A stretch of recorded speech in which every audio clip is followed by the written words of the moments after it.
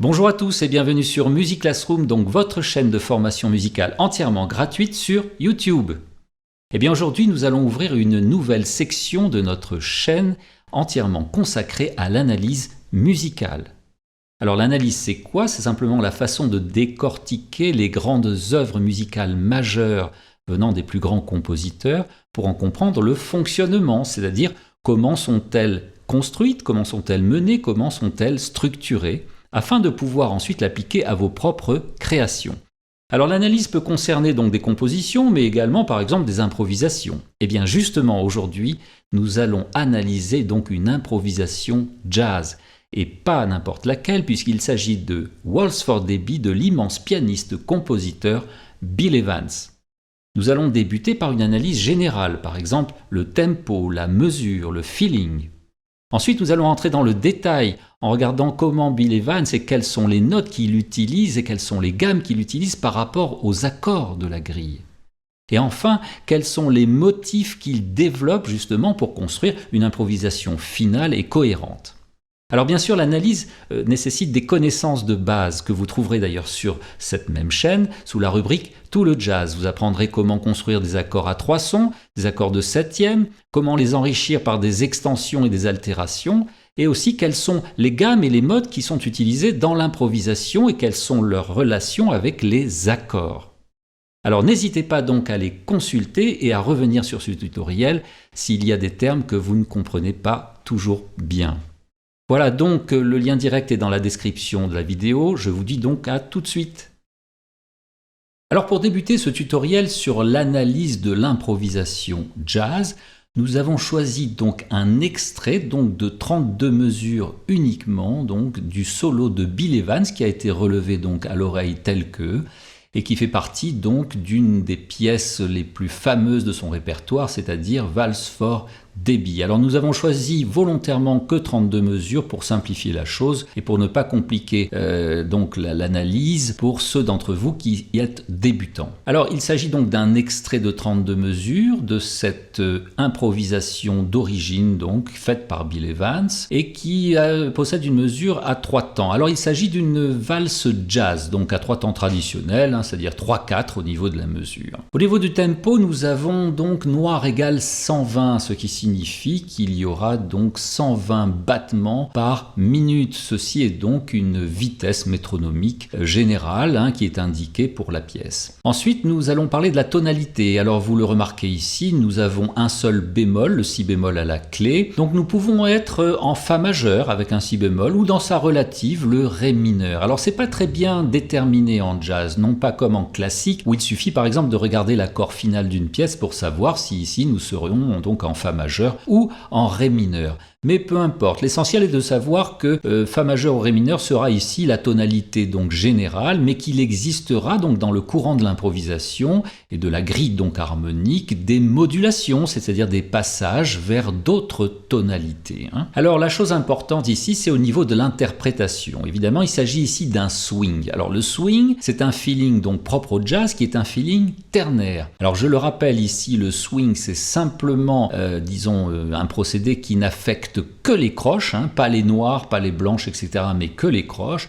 Et à ce sujet-là, donc, j'ai fait un tutoriel que vous devriez consulter, qui s'affiche là donc à l'écran. C'est le tutoriel donc comment jouer swing et je vous donc conseille de le revoir ou de le voir si vous ne l'avez déjà fait. Alors, pour rappel, le swing c'est un feeling donc ternaire qui est propre au jazz et donc qui affecte que les croches. Par exemple, en mesure 13 ici, nous aurons mi sol. La première croche, le mi est sur le temps, ça sera la valeur longue et le sol qui vient après, qui n'est donc pas sur le temps, qui est enlevé du premier temps et donc la valeur brève. Donc le swing ça va être une alternance donc entre valeur longue et valeur brève, donc ternaire. Par exemple, si je joue de la mesure 13 ici jusqu'à la mesure 18, donc deuxième ligne en dessous, si je le joue donc en binaire, nous aurons quelque chose comme ça.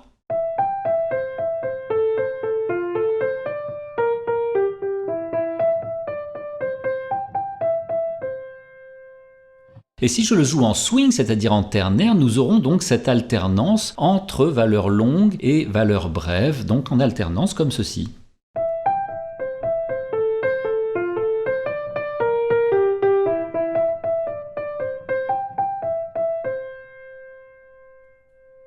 Voilà, donc ça c'est très important. Maintenant au niveau de la grille harmonique, alors donc cette grille harmonique donc est représentée effectivement par des accords, donc des symboles d'accords que vous devez connaître évidemment, et qui se situent donc au-dessus de la portée donc de l'improvisation qui elle se situera à la main droite. Alors cette grille d'accords sera jouée évidemment à la main gauche, et c'est donc la grille d'accords d'origine du thème donc Valse for Debbie que je vous conseille donc d'aller voir, par exemple chercher dans le recueil Real Book, qui est donc ce recueil qui regroupe tous les grands standards de jazz. Donc la grille d'origine, en tout cas pour ces 32 premières mesures, est originelle, c'est-à-dire que nous ne l'avons pas changée, c'est vraiment la grille donc d'origine du thème Valse for Debbie. Alors dans une deuxième étape, nous allons donc analyser l'harmonie cette fois-ci, donc les enchaînements harmoniques, comment s'enchaînent les accords et par quelle logique de base, quels intervalles ils progressent. Alors nous l'avons dit, donc cette grille harmonique qui est sous forme de symbole, c'est la grille harmonique donc d'origine donc du thème Valse for Debbie. Alors on le voit, ces 3 premiers accords donc procèdent, on le voit par des cartes justes ascendantes, par exemple La, Ré, Sol. Donc 3 accords mineurs qui se suivent. Ce cycle-là s'appelle le cycle des quintes. Plus exactement, c'est le cycle donc des cartes justes ascendantes ou alors des quintes justes descendantes. La, Ré, Sol, donc dans un sens ou dans l'autre, le résultat est le même. Alors on le voit donc, ce cycle des quintes est le plus courant dans toute la musique tonale, et cette improvisation et ce morceau même fait partie effectivement d'un jazz tout à fait tonal. Alors on le voit en mesure 4, on a un si bémol, donc il n'y a pas de rapport vraiment entre le sol mineur et le si bémol, donc mesure 3 et mesure 4, mais ce si bémol en fait est l'approche chromatique supérieure donc de l'accord La7 qui vient en mesure 5 sur la deuxième ligne. Donc il fait une approche chromatique, c'est-à-dire par demi-ton de La7 qui vient en mesure 5, comme ça. Voilà, et à partir donc de cette mesure 5, nous allons retrouver un cycle des quintes, c'est-à-dire un cycle de cartes justes ascendantes ici, ou de quintes justes descendantes encore, pendant pratiquement les 6 accords qui vont arriver. Autrement dit, on va voir La, Ré, Sol, Do, Fa et Si bémol majeur pour le final de ce cycle en mesure 10, de cette façon.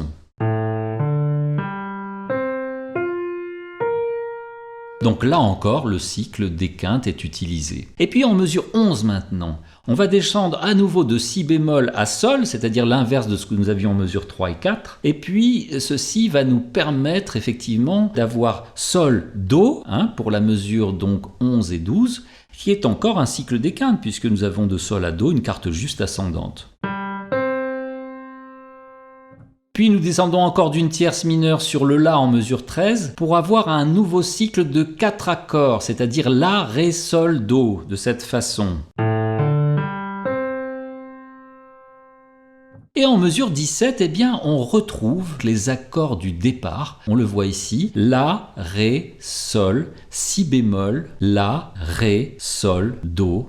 Donc les 8 accords qui vont suivre ici vont reprendre exactement donc les 8 premiers accords donc, qui soutiennent ce solo, donc de la mesure 1 ici à la mesure donc 8. Donc on a à nouveau ce cycle même, La, Ré, Sol, Si bémol, La, Ré, Sol, Do, ce qui donne...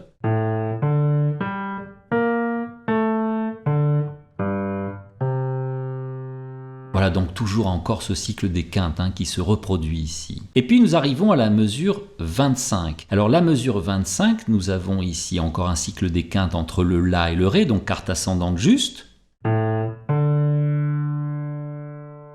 Puis nous avons 3 accords qui vont à nouveau donc répondre à ce cycle des quintes sur la mesure donc 27, 28 et 29 avec Si, Mi et La majeur, c'est-à-dire... À partir de la mesure 29, donc dernière ligne ici, nous allons monter cette fois-ci par ton, c'est-à-dire La, Si et Do dièse. Donc une progression ici par ton qui fait... Et à partir donc du Do dièse, mesure 31 ici, nous allons ensuite aller pour la dernière mesure sur Fa dièse, qui répond encore au cycle des quintes, c'est-à-dire la carte juste ascendante Do dièse, Fa dièse.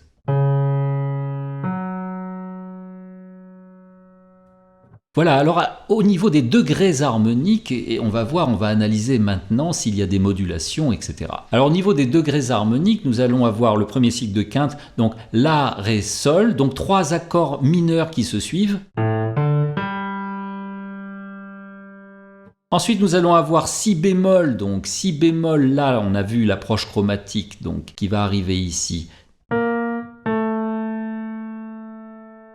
Donc le La7 nous emmènerait normalement en Ré, mais là on va avoir donc un ensemble d'accords de septième de dominante qui vont s'enchaîner, c'est-à-dire La, Ré, Sol, Do, Fa et Si bémol. Donc effectivement là nous allons vers Si bémol majeur qui est ici un accord de retombée. Mais là on enchaîne donc des accords de dominante, La, Ré, Sol, Do, Fa. Et donc de Fa à Si bémol, nous avons une dominante et un accord majeur, Si bémol majeur. Donc là, nous pouvons dire que nous modulons en Si bémol majeur, avec, disons qu'un enchaînement 5-1. Et en marche, pour les deux mesures qui suivent, Sol, Do, également, donc 2-5 cette fois-ci. 2-5, c'est-à-dire nous serions ici en Fa majeur, puisque Do est le 5e degré, nous serons donc en Fa, et le Sol donc un 2e degré. Ensuite, les trois accords qui suivent, La, Ré, Sol, eh bien c'est un 2-5-1 en Sol mineur, donc avec La, Ré, Sol.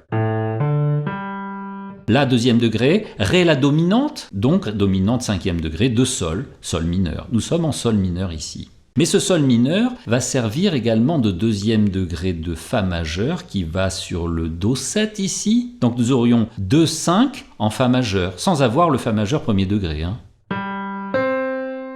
Donc ici, nous serions en Fa majeur. Après donc, on l'a vu, de la mesure donc 17 à la mesure ici 24, nous reprenons les 8 premiers accords qu'on vient d'analyser. Donc nous ne reviendrons pas là-dessus. Et nous passons à la mesure 25. Alors regardez la mesure 25, La, Ré, La7, c'est-à-dire un La dominante, qui va sur Ré mineur. Donc 5-1 en Ré mineur.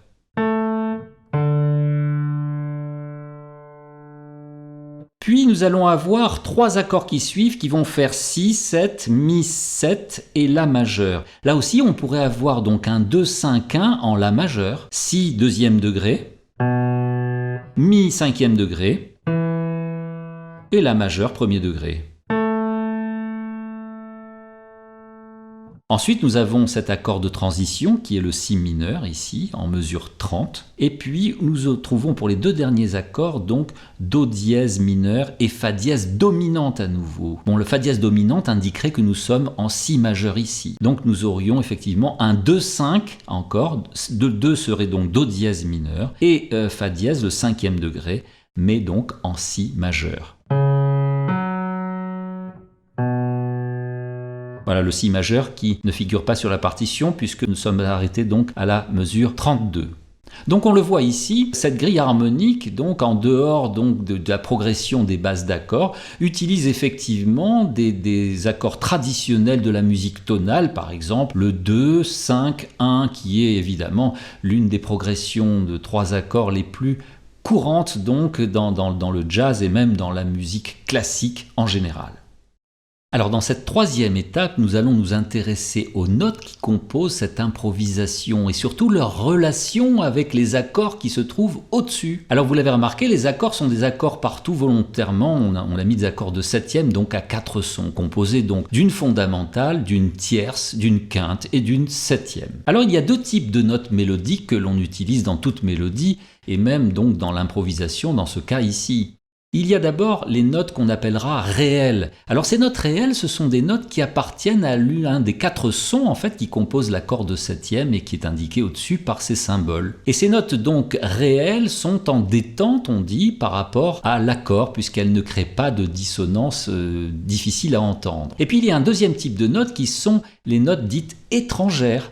Alors ces notes étrangères, elles ne font pas partie de l'accord, c'est-à-dire de l'accord de septième de basse qui est indiqué au-dessus. Donc ce sont des notes qui créent la dissonance et qui créent donc une tension par rapport à l'accord. Mais évidemment, c'est ce qui enrichit aussi toute mélodie et toute improvisation, c'est-à-dire un mélange évidemment de notes réelles et de notes étrangères. Alors on va analyser ici, mesure par mesure, les notes qui sont utilisées ici dans l'improvisation de Bill Evans. Et on commence par la première mesure, la mineur 7, et nous avons donc un Do ici. Donc le Do, c'est la tierce effectivement de la mineure, donc c'est une note de l'accord, c'est une note donc réelle. Elle est donc en détente par rapport à l'accord. Deuxième mesure, nous avons un Fa ici dans la mélodie et un Ré mineur. Et bien le Fa, c'est la tierce de Ré mineur 7. Donc c'est encore une note réelle qui est en donc détente par rapport à l'accord de Ré mineur. Troisième mesure, nous avons le Fa qui est donc lié, qui se poursuit. Le Fa étant la septième de Sol mineur, ça sera une note réelle également. Le Sol qui suit, eh bien, c'est la fondamentale de Sol, donc note réelle également. Le Si bémol également, c'est la tierce de Sol mineur. Et le Ré aussi, puisque c'est la quinte de Sol mineur. Donc là, on déroule l'arpège, en fait, de l'accord de Sol mineur 7, un peu renversé en commençant par le Fa. Donc toujours en détente. Ensuite, quatrième mesure, nous avons cet accord de Si bémol. Et nous avons le Fa comme première note ici sur le premier temps, qui est la quinte de Si bémol majeur. Donc note réelle également. Mais là, nous avons un Ré dièse. Alors évidemment, Ré dièse ne fait pas partie de Si bémol majeur. Et le Mi qui suit d'ailleurs non plus. Donc nous allons avoir ici un Ré dièse qui va être, on dira, une approche chromatique du Mi. Et le Mi, c'est la quarte augmentée de Si bémol. Donc c'est la 11e augmentée de Si bémol qui crée donc une tension et qui est aussi une note, dirons-nous, étrangère donc à l'accord. Donc ça fait ceci, une note réelle, puis deux notes ici étrangères, ce qui nous fait donc on sent la tension ici, puis le Sol ici qui n'est pas donc une note réelle non plus, puisque c'est la 13e, dirons-nous, de l'accord de Si bémol dominante. On revient ensuite sur le Mi, la 11e augmentée. Et le Ré, lui, qui est par contre une note réelle, puisque c'est la tierce donc majeure de l'accord de 7e de dominante, c'est-à-dire Si bémol dominante. Donc vous voyez, dans cette quatrième mesure, on a une alternance entre des notes donc réelles et des notes donc étrangères à l'accord, ce qui donne quelque chose d'assez intéressant.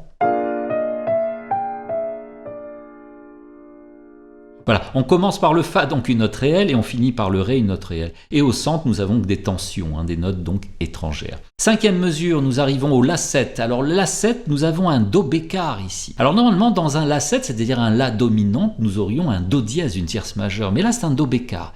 Eh bien, c'est ce qu'on appelle la blue note, c'est la note blues, la tierce blues, donc le Do bécard sur un Do dièse en dessous. Voilà, qui crée cette couleur blues un petit peu. Donc elle est prolongée jusqu'au troisième temps. Puis nous avons, toujours dans cette même mesure, La Sol. La Sol, c'est la fondamentale et la septième de La, donc ce sont ici des notes réelles. Puis mesure 6, mesure suivante, on a un Ré 7, Ré dominante à nouveau. Donc normalement on a un Fa dièse dans un Ré dominante, une tierce majeure. Mais là nous avons un Fa bécard, c'est-à-dire encore une fois la blue note de Ré dominante.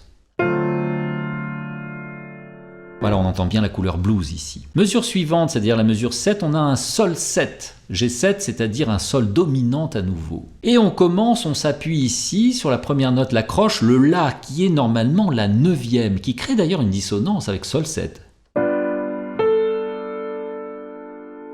Voilà, c'est une extension de l'accord, mais elle ne fait pas partie évidemment des 4 premières notes de l'accord Sol dominante. Donc on va voir le La qui s'appuie donc sur la 9e, puis après un Si bémol pour le triolet Si bémol La Sol. Alors le Si bémol est encore la blue note parce que c'est la tierce mineure sur un Sol 7 qui normalement a un Si bécard. Donc Si bémol blue note, donc tension. Le La est la 9e en passage ici, et le Sol toujours dans ce même triolet, c'est la fondamentale de Sol, donc note réelle. Et on le joue. Puis Do7. Alors Do7, on le voit ici, donc on a un Fa dièse dans la mélodie. Alors visiblement, le Fa dièse ne fait pas partie de Do7, sinon que c'est la 11e augmentée, une des extensions, un des enrichissements, donc l'accord Do7. Mais c'est aussi peut-être l'appoggiature chromatique inférieure, c'est-à-dire par demi-ton du Sol qui suit, c'est-à-dire de la quinte de Do. Puis les deux croches La, Si bémol, le La est une note de passage entre le Sol, qui est la quinte réelle donc, et le Si bémol, dernière note, qui est la 7e donc de Do7. Donc le La serait une note de passage. Donc le Fa dièse appoggiature et le La note de passage, ce qui donne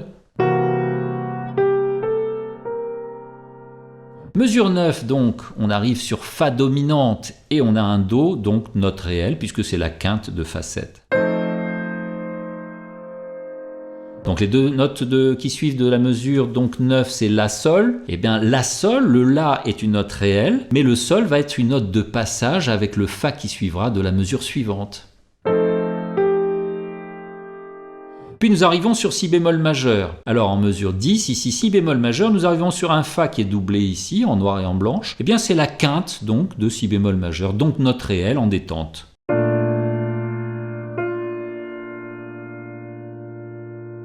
Mesure 11, Sol demi-diminué, et avec un Fa dans la mélodie qui est donc prolongé de la mesure précédente par la liaison. Donc ce Fa-là, c'est la septième donc note réelle de Sol demi-diminué. Puis le Fa dièse apparaît ici comme une note de passage chromatique entre le Fa et le Sol. Donc on aura... Voilà, donc le Fa dièse est une note étrangère qui crée la tension, évidemment. Note de passage chromatique, c'est-à-dire par demi-ton, entre le Fa et le Sol. Et on arrive sur le Sol ici, qui est donc la fondamentale, donc note réelle. Puis Si bémol, qui est la tierce, évidemment, donc encore note réelle. Donc je récapitule cette mesure, ça fait...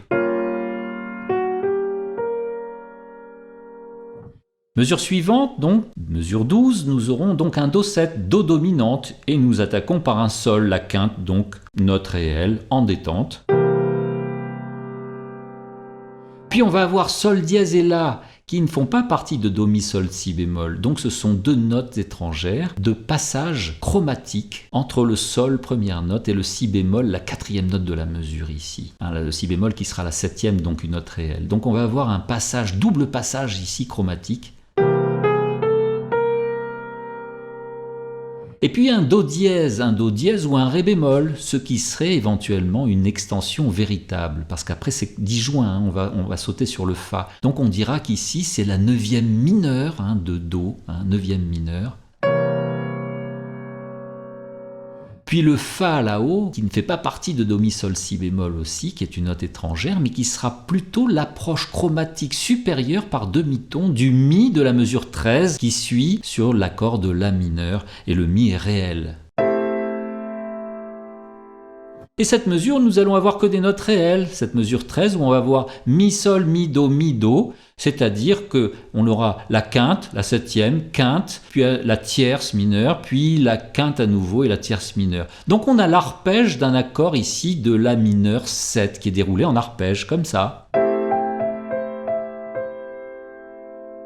Donc que des notes réelles, en détente. Puis Ré 7. Alors le Ré 7 ici, on va ici appuyer donc la première note sur le La, c'est-à-dire la quinte. Et là encore, nous aurons que des notes réelles de l'accord. Alors La, Do, La, Fa, La, Do. Alors il n'y a que le Fa qui sera la blue note. Par exemple, sur Ré 7, nous aurions normalement un Fa dièse. Et là, on va avoir un Fa béca. Mais c'est quand même l'arpège en général, l'arpège donc de Ré 7 qui est déroulé, à part le Fa qui est blue note ici, et on entend.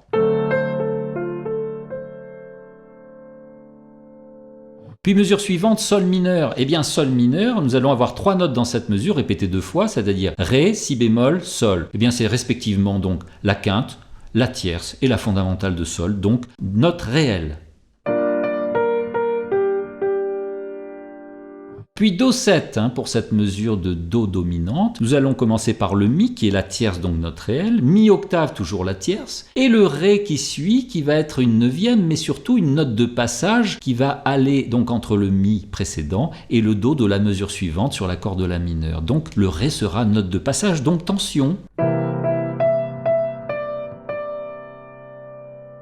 Mesure 17 maintenant, nous aurons encore des notes réelles avec le Do qui est la tierce de La mineur, le Sol qui est la septième et le Mi qui est la quinte, donc que des notes réelles, doublées 2 à 2.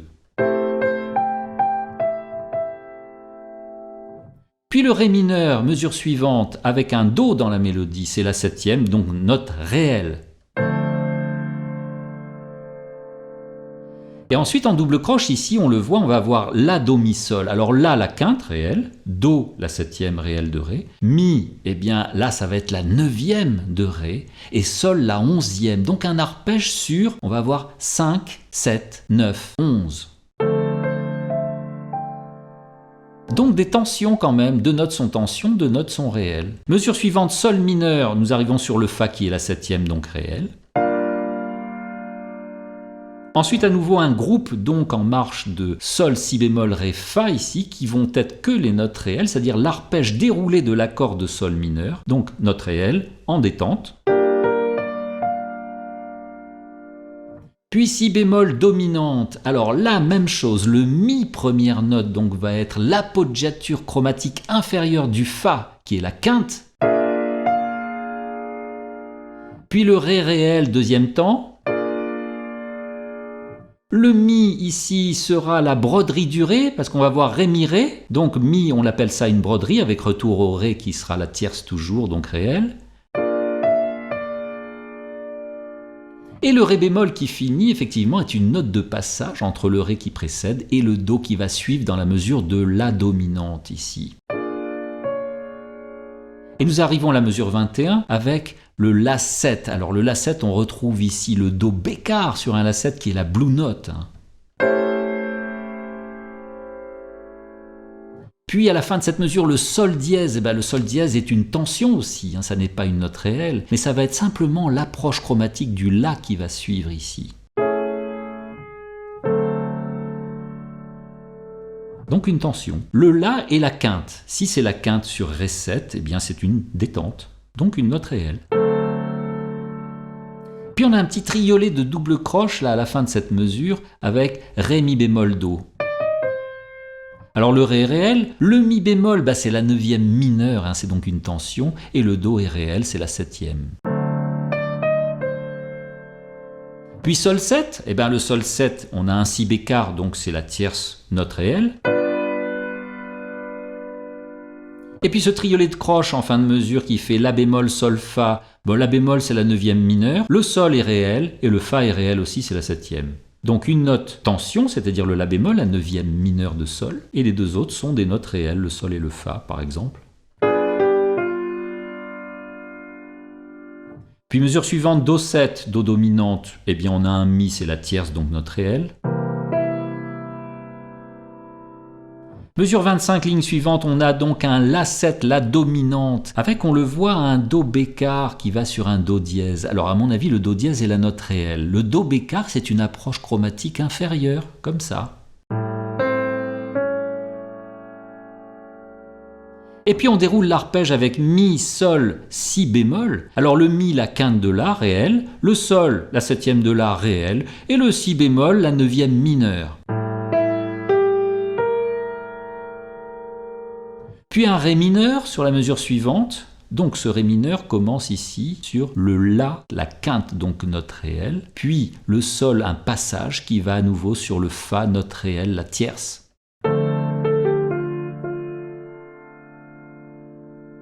Après un Si dominante ici, là on prépare la modulation vers le La majeur de la mesure 29 ici.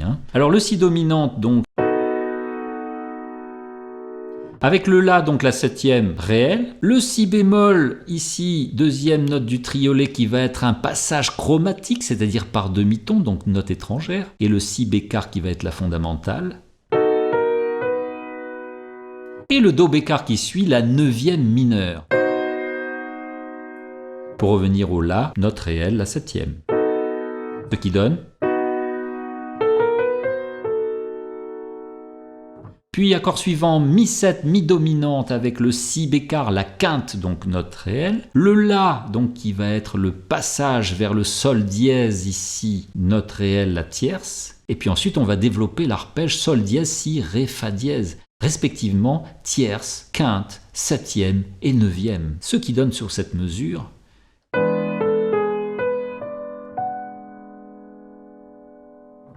Puis, mesure 29, dernière ligne, on a un La majeur. Alors ce La majeur ici commence par la quinte, le Mi, donc réel, puis le Ré passage, donc note étrangère, et le Do dièse réel. Puis nous allons en marche monter l'arpège Do dièse, Mi, Sol dièse, Si. Alors on va l'expliquer. Mi, Ré, Do dièse, donc Mi quinte, Ré passage, Do dièse réel. Et puis pour l'arpège, Do dièse réel, Mi quinte à nouveau, Sol dièse la 7e majeure, donc réel, et Si la 9e là-haut en marche de la mesure précédente. Ce qui donne.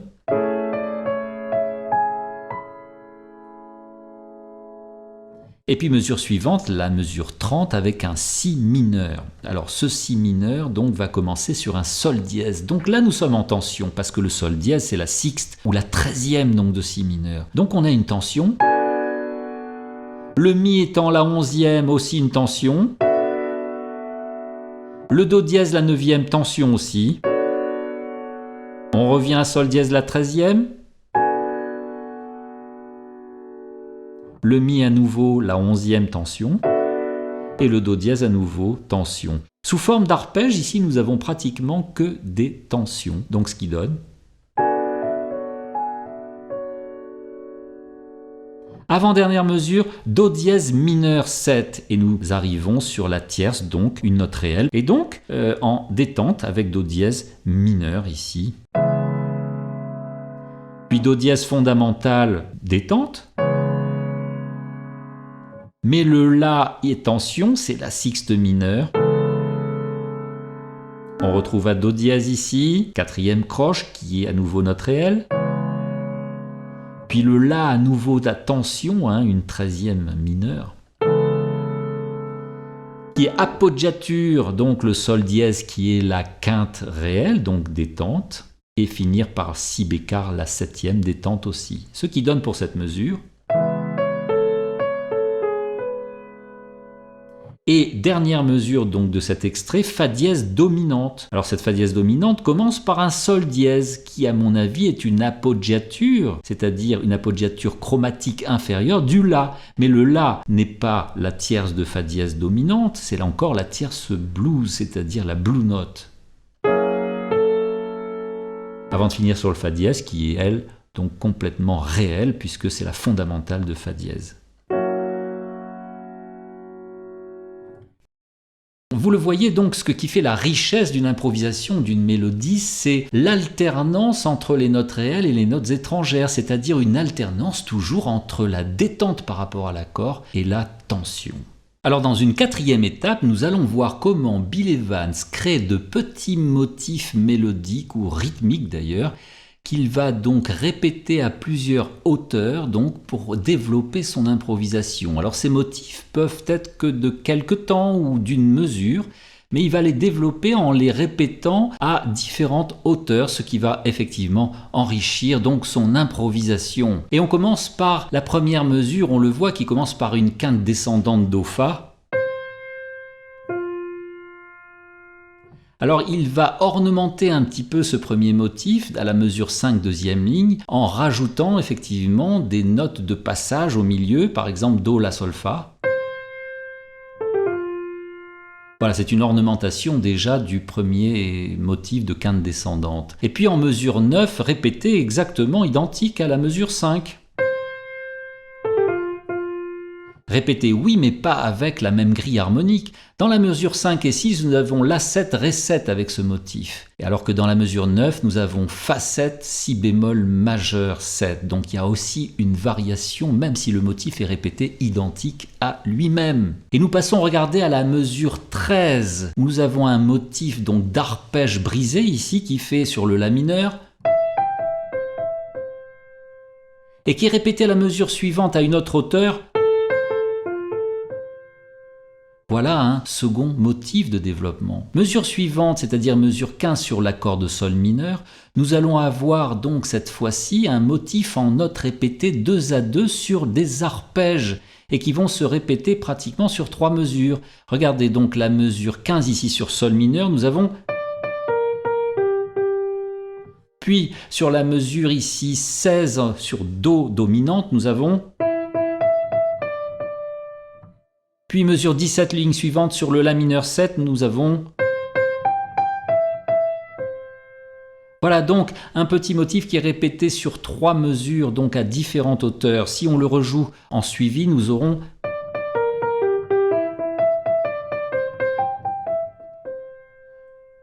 Voilà encore un motif de répétition, donc un développement de motifs.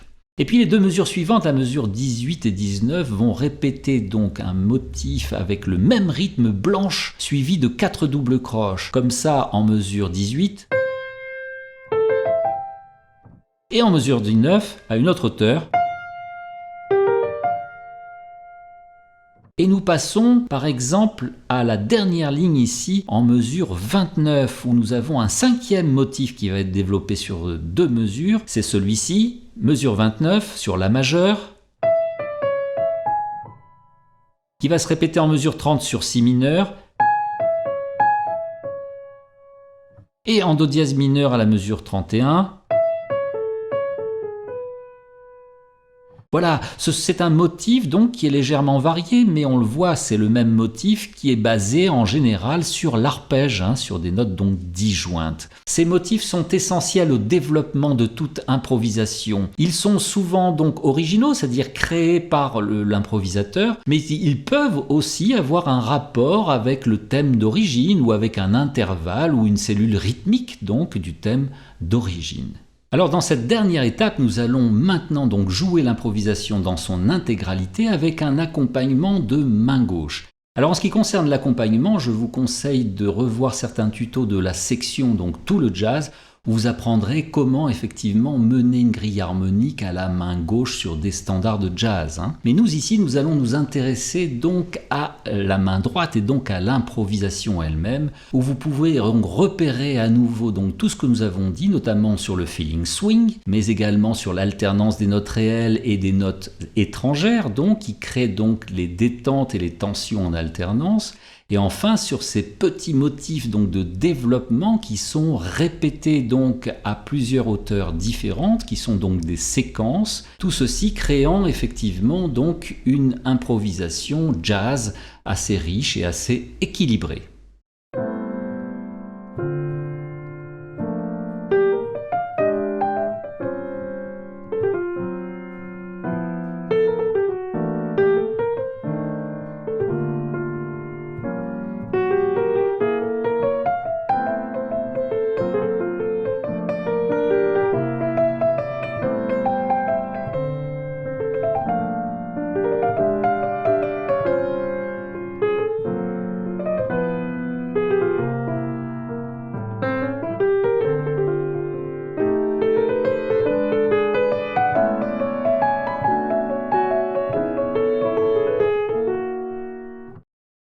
Voilà, au travers donc de ce tutoriel, vous avez pu constater l'importance de l'analyse musicale sur vos propres œuvres.